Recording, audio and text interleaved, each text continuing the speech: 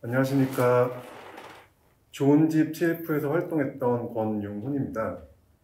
오늘은 우리 구역 조합장 후보로 나오신 이현승 후보자님 모시고 이런저런 이야기를 듣고 싶어서 자리를 마련했는데요.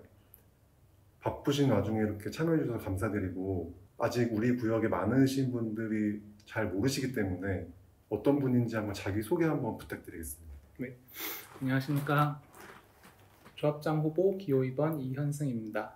저는 서울시립대학교에서 건축학을 공부했고 건축 디자인 업무, 건축 설계 업무 이런 경력들을 바탕으로 현재는 부동산 개발 시행사에서 49층 주상복합 프로젝트를 총괄하고 있습니다. 그러면 지금 하고 계신 업무가 우리 구역의 정비 사업과 어느 정도 좀 일관성이 있는 건지, 어떤 프로젝트를 진행하고 계신 건지 구체적으로 좀 궁금하거든요. 현재 진행하고 있는 프로젝트는 49층짜리 주상복합이고 2개 동이고 세대수는 528세대고 100% 일반 분양이어서 분양은 다 끝났고요. 회사는 대표님은 이제 금융 출신이다 보니까 자금을 끌어오는 그런 대주랑 협의하는 그런 금융 업무는 저희 대표가 하고 있지만 설계사랑 협의를 한다거나 시공사랑 공사비 협상이든 그런 협의 업무를 하거나 아니면 관이랑 대관 업무를 한다거나 그런 사업 관리 업무는 제가 총괄해서 하고 있습니다. 그러면 우리 정비 사업과 어느 정도 일관성이 많다고 보여지는데 업무의 연속성이 있다고 볼 수 있겠네요. 업무 자체는 사실 같은 시행이기 때문에 그 조합도 사실 시행의 일종이거든요. 그래서 이것도 똑같은 시행이고 다 관리하는 업무이기 때문에 다 건축이고, 그래서 업무 자체는 똑같은데 이거는 조합 방식인 거고 저희는 민간 PF 방식이고 방식만 틀린 거지 같은 시행 업무의 일종이고 그냥 프로젝트만 바뀌는 거기 때문에 업무의 연속성은 똑같다고 생각합니다.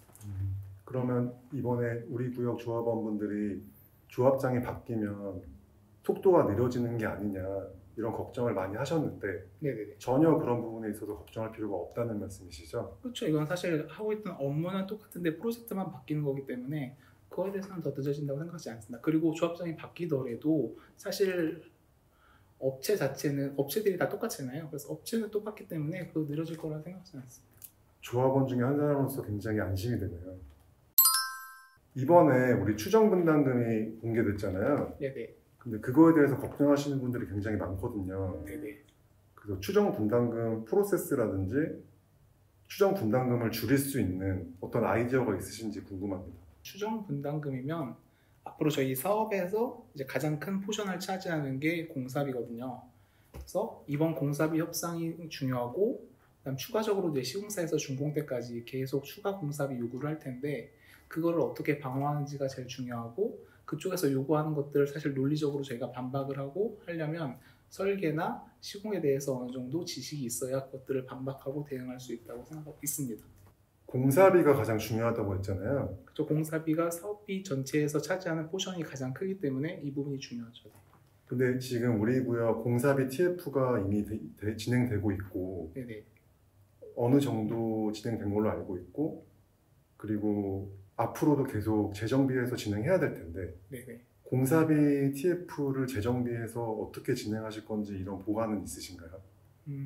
공사비 TF 같은 경우는 사실 좀 필요하면은 인력을 좀 더 보충할 생각도 있고요. 그전에는 가족은 안 됐었는데 그 조합원의 가족분들 중에서도 또 역량이 있으신 분들이 있기 때문에 그런 분들도 좀 포함을 했으면 하는 생각도 있고, 플러스 지금 공사비 TF한테 모든 걸 전적으로 이렇게 주기보다는 좀 부담되지 않게 저희 조합 내에서도 좀 시스템을 만들어서, 예를 들면 공사비 TF 뒤에 저희 법률 자문단 같은 것도 만들고, 그리고 그 뒤에 이제 또 결제할 수 있는 조합장이 또 한 번 더 체크하고 그 뒤에 이사진에서도 체크하고, 그렇게 되면 공사비 협상 TF에서 시공사하고 협의를 하더라도 그 뒤에 이제 법률 자문단에서 추가적으로 의견 같은 걸 낼 수도 있고 그것들을 더 반영시키고 그 뒤에 또 조합장이 또 한 번 체크해서 이런 것들을 또 대기할 수도 있고 그 뒤에 이사진에서 또 의견을 또 줄 수도 있고, 이런 것들이 있으면 사실 공사비 협상 TF에서 좀 부담이 더 적기 때문에, 왜냐면 자기가 최종 결정권자가 아니기 때문에 그런 핑계를 좀 댈 수도 있고 협의를 할 때 더 유리한 부분들이 있어서 그런 시스템을 좀 만들려고 생각을 하고 있습니다.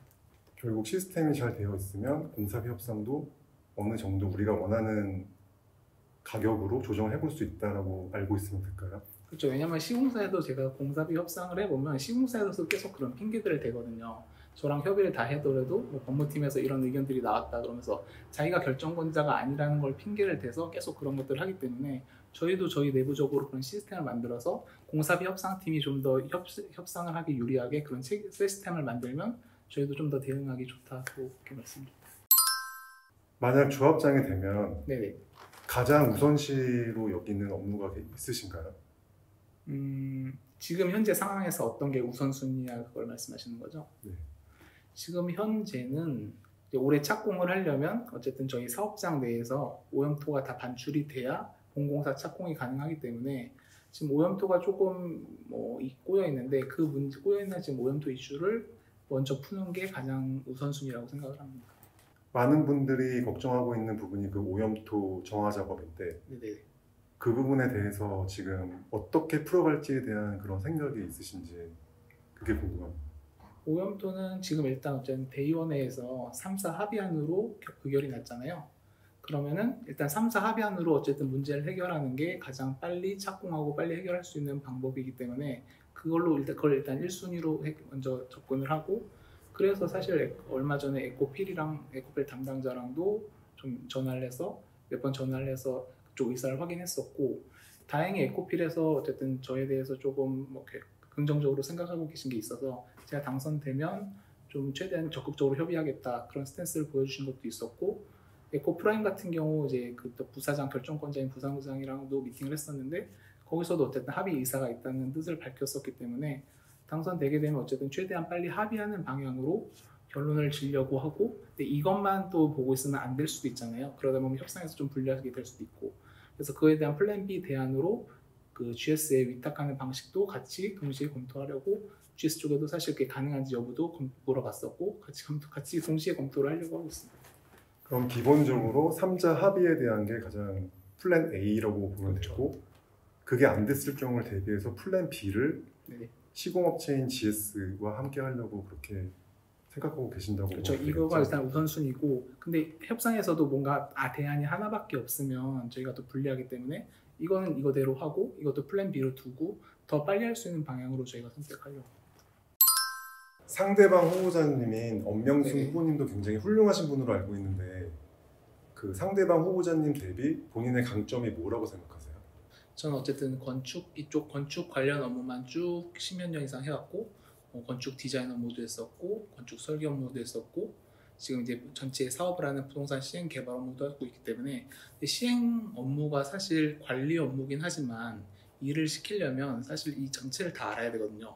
설계도 알아야 되고 시공도 알아야 되고 이런 사업하는 것도 알아야 되고 그래서 그런 부분에 있어서 엄 대표님도 전문성을 가지시긴 했지만 이제 좀 어떻게 보면 교통이나 토목 쪽으로만 전문성이 있으신 데 비해서 이 앞으로 사실 상대하는 거는 설계사나 시공사와의 이런 협업이 더 중요하기 때문에 이 전체를 어쨌든 총괄하는 데 있어서는 좀 더 제가 강점이 있다고 생각을 하고 있습니다.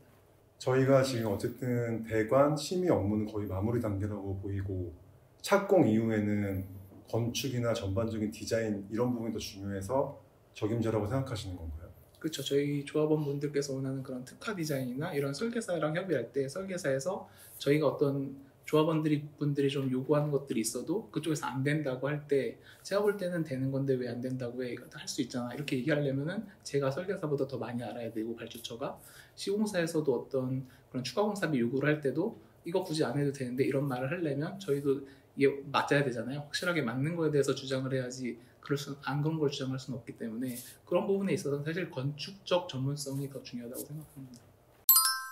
작년에 좋은 집 TF 할 때 네네. 저희가 GS 담당자분이랑 회의하면서 네네.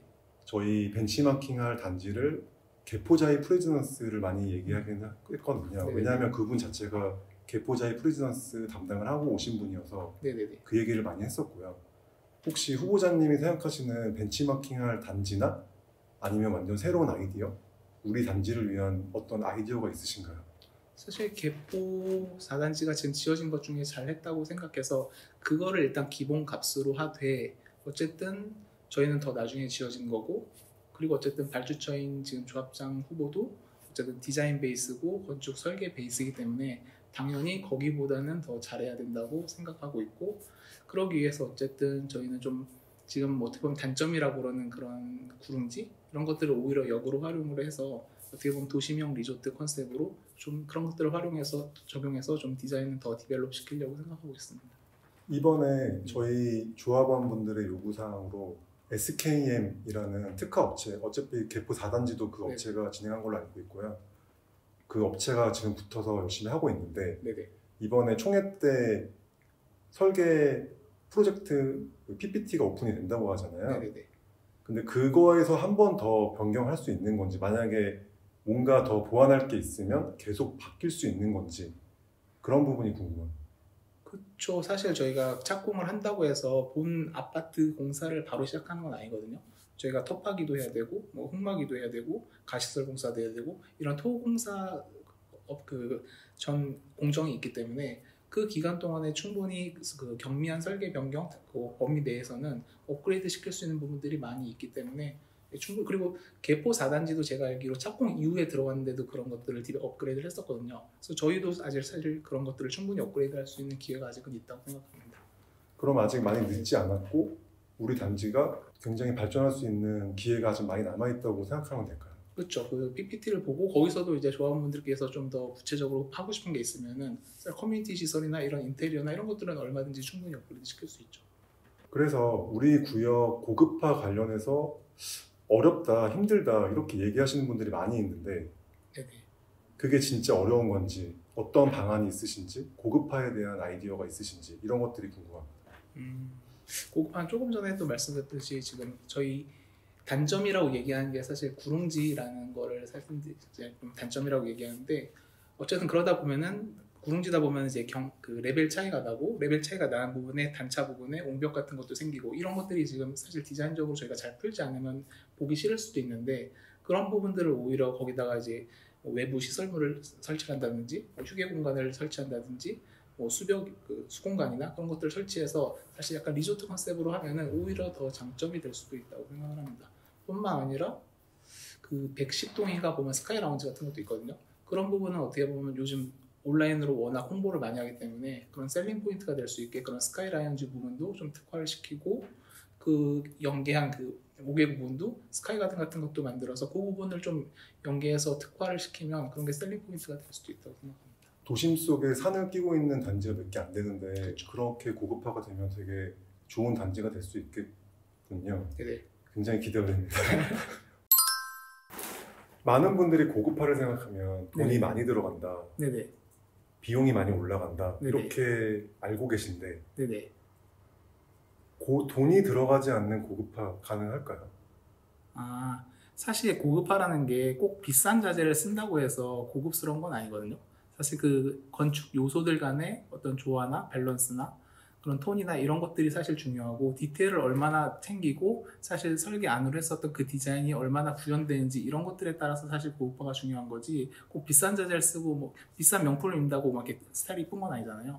그래서 그런 톤들 같은 게 중요하기 때문에 그건 어떻게 보면은 조합장의 그런 안목이나 감각이나 이런 것들이 더 중요하다고 생각합니다. 제가 후보님 처음 네네. 만나 뵀을 때 네네네. 주말이나 뭐 이런 때 이용해서 취미생활로 네네네. 아파트나 뭐 최신 아파트 트렌드 그리고 건축물 이런 것들을 보러 다니는 취미가 있다고 하셨는데 네네네. 그런 취미 활동을 하면서 안목이 많이 올라가시지 않았을까 싶어요. 그러니까 제가 힐링을 하는 방식이 사실 이렇게 맛있는 걸 먹고 뭐 이런 것보다는 좋은 공간들 찾아다니고 좋은 건물들 그러니까 원래 제가 했던 일이 이제 디자인 업무고 디자인하는 걸 재밌어하기 때문에 좋은 공간에 가는 걸 좋아하기 때문에 그냥 주말에 그런 좋은 공간들 찾아다니고 그런 게 제 취미 활동이었어서 그거 말씀드렸었던 거예요. 작년에 20평대, 30평대 관련해서는 많은 개선 활동이 있었는데 네네. 많은 분들이 관심을 가질 수밖에 없는 평형이었기 때문에, 근데 대형 평형 40평, 50평, 60평대 같은 경우에는 많이 개선이 되긴 했지만 많이 부족하다고 생각이 하거든요. 그러면 저희가 착공 이후에 그런 대단지, 대형 단지들도, 대형 평형들도 고급화가 가능한지, 뭐 디자인적인 요소들이 뭐 들어갈 수 있는지 이런 것들에 대해서 어떻게 생각하십니까? 사실 저희 주력 평형이 20평, 30평대가 주력 평형이긴 한데 그 30평대가 사실 이제 좀 치고 올라가려면 그 위에 대형 평형들이 그 시세를 좀 먼저 이렇게 견인 역할을 해줘야 30평도 올라갈 수 있거든요. 30평이 40평보다 더 비쌀 수는 없잖아요. 사실 그래서 대형 평에 대한 그런 전략도 되게 중요한 것 같고, 사실 강남권에서는 대형 평이 절대 그 분양 가격 자체가 높기 때문에 분양성에 대해서 사실 시행사 쪽에서는 좀 우려하는 부분들도 있어요.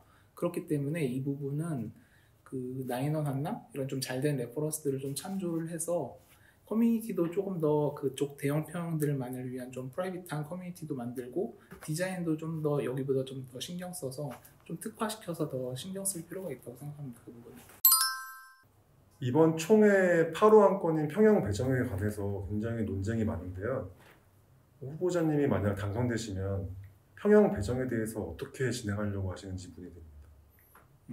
그 부분은 제가 공약에서도 말씀드렸었는데 어쨌든 권리가가 높으신 분들이 우선적으로 평형을 배정받는 게 가장 합리적이고 조합원 분들 간에도 가장 분쟁이 없는 평형 방식이라고 생각을 하고 있고요.